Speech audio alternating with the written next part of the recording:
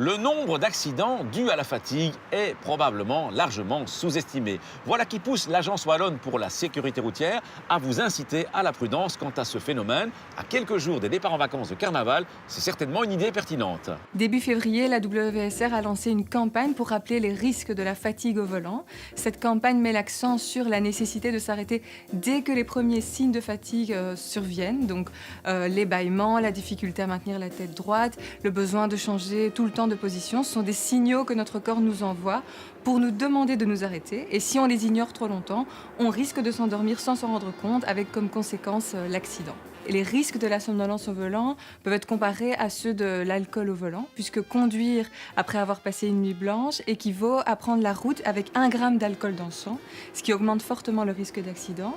Les accidents sont souvent graves parce qu'ils ont principalement lieu sur des routes où la vitesse est élevée, des autoroutes ou des nationales, et parce que le conducteur assoupi n'a pas l'occasion de freiner avant de rencontrer l'obstacle.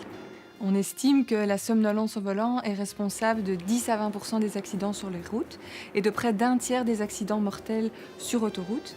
Mais ces pourcentages sont certainement sous-estimés parce qu'il est très difficile d'établir qu'un accident est dû à la somnolence au volant.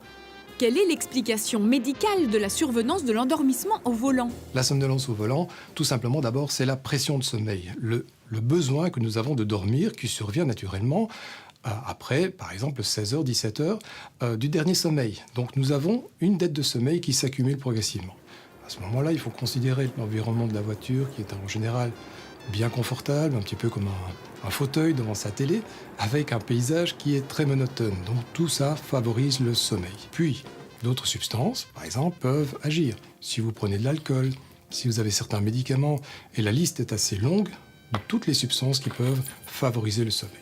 À cela, vous ajoutez une horloge biologique qui nous impose, à deux moments de la journée et de la nuit, une période pendant laquelle nous sommes plus sujets à nous endormir. C'est d'abord vers 1h, 2h de l'après-midi, et puis vers 2 à 4h du matin.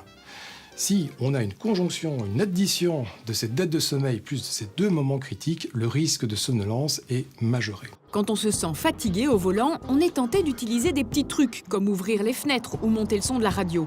Mais est-ce bien efficace ? On ne peut que retarder légèrement. Par exemple, quand on boit du café, quand on fait un petit tour, quand on s'aère, quand on prend de l'air froid, ça aide un petit peu, mais ça ne fait que retarder très légèrement l'échéance. Quelle est alors la meilleure réaction à adopter si les signes avant-coureurs de la fatigue se manifestent ? Pendant le trajet, si vous ressentez la somnolence, la meilleure chose à faire, c'est de s'arrêter, marcher un petit peu, et idéalement, si le trajet est long, vous allez somnoler. Vous allez faire une petite sieste. Il suffit d'un quart d'heure, 20 minutes pour vous donner un bonus assez important pendant les heures qui vont suivre.